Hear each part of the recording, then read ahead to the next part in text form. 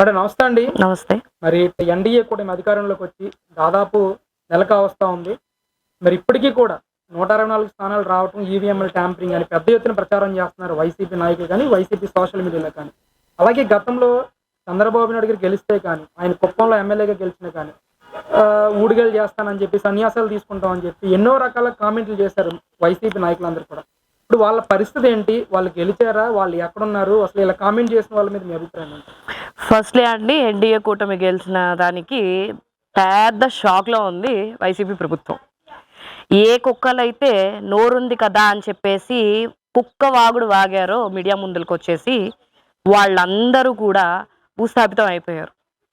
చంద్రబాబు నాయుడు గారిని కుప్పంలో గెలవని నన్నవాడు ముందు గెలిచి చూపిమని చెప్పిన కొడాలని ఎక్కడున్నాడో నాకు ప్రెసెంట్ తెలియాల. బయటకు వచ్చి ఇన్ని రోజుల తర్వాత దొంగచాటుగా ప్రెస్ మీట్లు పెట్టేసి అరిసేసేసి వెళ్ళిపోవటం కాదు. సో బయటకు వచ్చి నువ్వు ఎక్కడున్నావో నీ మాట నువ్వు నిలబెట్టుకో. చంద్రబాబు నాయుడు గారు కుప్పంలో గెలిస్తే నువ్వు వచ్చి ఆయన కాళ్ళకాడ బతుకుతాను అన్నావు కదా. అసలు నీకంటూ రాజకీయ భిక్ష పెట్టిందే చంద్రబాబు నాయుడు గారు. ఇవాళ నీ నోరు లెగుస్తుంది. మరి ఎక్కడున్నావు? ఇంకోటి చూస్తే రోజా, నువ్వు ఎక్కడున్నావు అమ్మా? ఏంటి మొన్న వచ్చి ఏంటో ఏడుస్తున్నావు? అంతకు ముందల పొగరుగా నిన్ను ఒక క్వశ్చన్ అడుగుతాను. నిన్ను ఇంతకుముందు ఎవరు కూడా డైమండ్ రాని రికార్డింగ్ డాన్స్లు వేస్తున్నావు అని ఇట్లాంటి మాటలు నిన్ను గత 5 ఏళ్ళుగా ఎవరు మాట్లాడలేదా? నీకు ఇవాళ కనిపిస్తున్నాయి ఆ మాటలు? 5 ఏళ్లలో నువ్వు ఎమ్మెల్యేగా మంత్రిగా ఉన్నావు కాబట్టి, ఎవరు నన్నేమనుకున్నా మై ఫుట్ అనుకున్నావు కాబట్టి చాలా పొగరగా వచ్చి గంగిరెద్దులాగా వచ్చి మాట్లాడేసావు అనమాట. నీ ఇష్టానికి ఆడావు. ఇవాళ నువ్వు ఓడిపోయిన తర్వాత నీకు గుర్తొచ్చినాయా? మీడియా ముందుకు వచ్చి ముందు ఏడ్చినట్టు ఏడుస్తున్నావా? ఏంటి ఆడవాళ్ళని కించపరుస్తున్నారా? ఇవాళ నీకు గుర్తొచ్చిందని ఒక ఆడదానివని. ఇక్కడ ఒక ఆడపిల్ల 10th క్లాస్ చదివే అబ్బాయి వాళ్ళ తమ్ముడు వెళ్ళి మా అక్కని హెరాస్ చేస్తున్నారని చెప్పని అడిగినందుకు ఒక అబ్బాయిని ఇక్కడ పెట్రోల్ పోసి నోట్లో గుడ్డలు కుక్కి చంపేశారు. ఆ రోజు నువ్వు ఎక్కడికి వెళ్ళిపోయావు? ఆ రోజు నీకు గుర్తు రాలేదా నువ్వు ఆడదానివని? ఇవాళ గుర్తొస్తుందా? రికార్డింగ్ డాన్స్లు అంటున్నారు. ఓకే, నీ ప్రొఫెషన్ని ఎవ్వరు ఏవి అనరమ్మా. రాజకీయంలో ఉన్నప్పుడు నీ పని ఏంటి? మీడియా ముందుకు వస్తే నువ్వేం చెప్పాలి? ప్రజలకి నువ్వేం చేయబోతున్నావు, నీ ప్రభుత్వం ఏం చేయబోతుంది, నీ నాయకుడు ఏం చేయబోతున్నాడు, ఇవి చెప్పాలి. మీడియా ఉంది కదా, కెమెరా ఉంది కదా, మైక్ ఉంది కదా అని చెప్పి ఇష్టం వచ్చినట్టు బూతులు తిడితే ఏమైంది? సగం నీ వల్లే, ఆ కొడాల నీ వల్లే పార్టీ సంగన అయిపోయింది. మీకు గుర్తుపెట్టుకోండి. ఇవాళ వచ్చేసి ఏడుస్తున్నావా? నేను ఆడదాన్నని లేదా? అయ్యన్న పాత్రుడు గారి మీద పడి ఏడుస్తున్నావు. ఎన్టీఆర్ గారిని చంపిన చంద్రబాబు కాళ్ళ దగ్గర పడి ఉంటున్నావు. అస్సలు నీకు రాజకీయ భిక్ష పెట్టింది చంద్రబాబు నాయుడు గారు. నువ్వనే దానివి కూడా మొదట ఆయన దగ్గర నుంచేగా బయటకు వచ్చావు. నీకు పాలిటిక్స్ అనేది తెలిసింది కూడా ఆయన దగ్గర నుండేగా, ఆయనేగా నేను చేసింది ఎమ్మెల్యేని. మరి వాళ్ళు ఈ పార్టీలోకి వచ్చావు కదా అని చెప్పేసి నువ్వు అలా ఎలా తిడతావమ్మా వాళ్ళని? నువ్వు చేసే దరిద్రప్పాలను తెలిసి ఆయన నిన్ను పార్టీ నుంచి సస్పెండ్ చేశాడు. ఆ అవమానాలు తట్టుకోలేక నువ్వు బయటకు వచ్చావు. నువ్వు ఈ పార్టీలో చేరావు. సరే, నిన్ను ఐరన్ లెగ్ అనొద్దంటావా? అనర్లో ఎవరు? ఓకేనా, లాస్ట్ టైం గెలిచాడు కాబట్టి ఎవరు అన్నారు నిన్ను? ఓకేనా, ఐరన్ లెగ్ అనరు. కానీ నువ్వు కూడా ఆ పార్టీ నుంచి వచ్చిందని గుర్తుపెట్టుకో. పక్కనోడు మీద పడి ఆడవమాక ఫస్ట్. ఇవాళ నీకు ఆడదానుగా, నువ్వు ఆడదాను గుర్తొచ్చినందుకు నేను సంతోషిస్తున్నావు ఒక అందుకు చెప్పాలంటే మరీ కూడా. సో నోరుంది, కెమెరా ఉంది, మైక్ ఉంది, ఈ మూడింటిని మర్చిపో.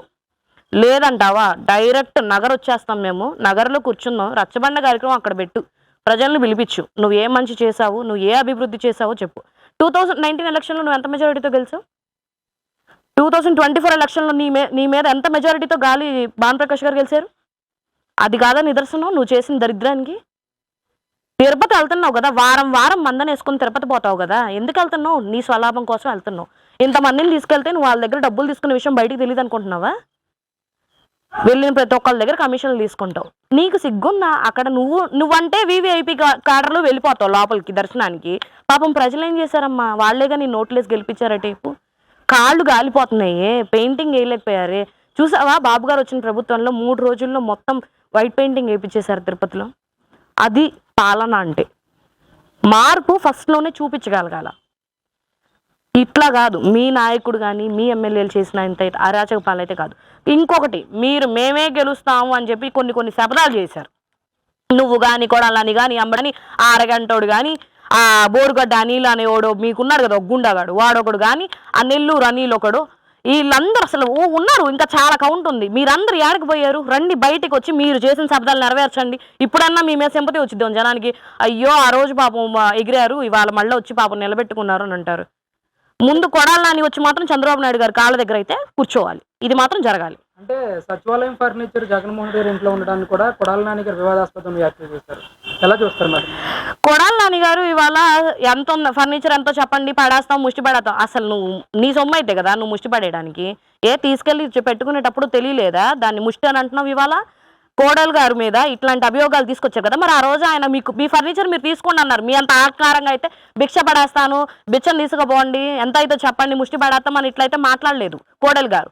ఆయన ఎంత రిక్వెస్టింగ్గా, ఎంత ప్లీజింగ్ మేనర్, ఎంత గౌరవంగా ఫర్నిచర్ కావాలంటే హ్యాండ్ ఓవర్ చేస్తా తీసుకోండి, ఎంత పే చేయమంటారో చెప్పండి పే చేస్తాము, ఇలా మాట్లాడారు ఆ రోజు. అంటే ఆ రోజు ఆయన బతిమిలాడితే మాత్రం ఆయన హింసించి ఆయన ఆత్మహత్య చేసుకునే దానికి మీరు పాల్పడ్డారు.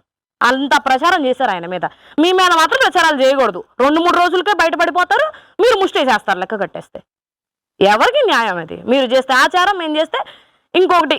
మాట్లాడకూడదు అనమాట మాటలు.